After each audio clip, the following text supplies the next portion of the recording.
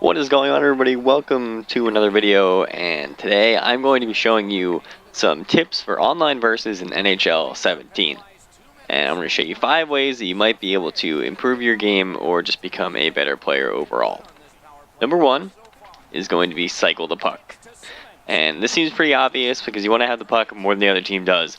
But a really simple concept to think about is they can't score if they don't control the play. So if you take your time in their zone, you use the boards, you cycle it around the net, which you'll see me do in some of this gameplay, then you'll be able to control the puck, control the offensive zone time, and you can't get scored on if you're in their zone, obviously. So just remember that a little zone time can go a long way, and if you're leading on time and attack, chances are you're going to do pretty well in the game. So number 2 is to back off on the rush. So many people like to swing right at the puck carrier after picking a player. And what I call this is I call it baiting. Because as an offensive player, you can just skate into the zone, and if you see the defender coming at you, you can bait them as close as you can, and then dump it off to the obvious open man on the wing or in the center of the ice, depending on where you are. So a tip is just to sit back, and on defense, just let them get around the blue line. Don't sit all the way back in your crease and let them get as far as they can. But don't just chase them in the neutral zone, because they can easily go around you, and then you create outman rushes going on net. So you want to make the rush on your own terms, not on the offensive players. So just sit back around the middle of your zone and make the play how you want to and not how they want to. Number 3 is going to be the quick breakout or the counter rush. So this really just revolves around you don't want to dilly-dally in your own end with the puck.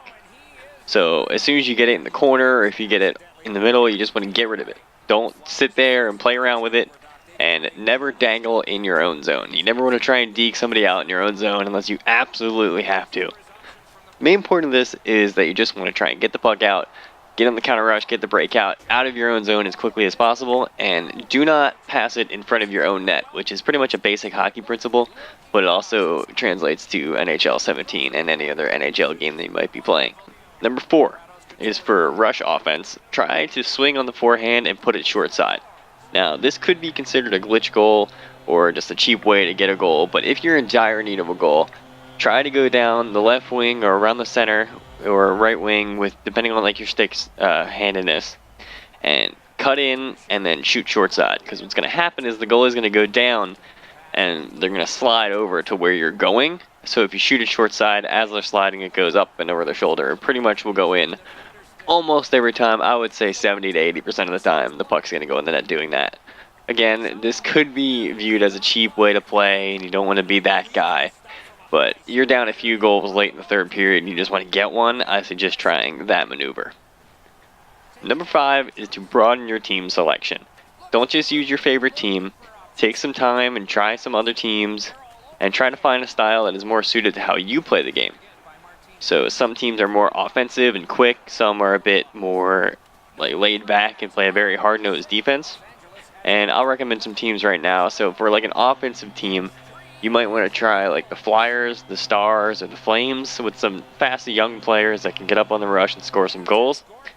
And also for like more defensive approach, you might want to go with the Predators, Devils, or Ducks. But these is only just to name a few. There's really no preferred team. Obviously, some of the teams with the higher overalls are going to play better, but not necessarily. If you know how to play well with a team, you can do well with like a bottom feeder in the NHL. Don't just think that you have to be the Blackhawks or the Lightning because they do well in real life. Because sometimes that success doesn't necessarily translate to the game, even though they have higher overall players. So that's going to do it for today's quick video, guys. I hope I gave you some tips that'll help you play well in online versus. And until next time, we will see you later.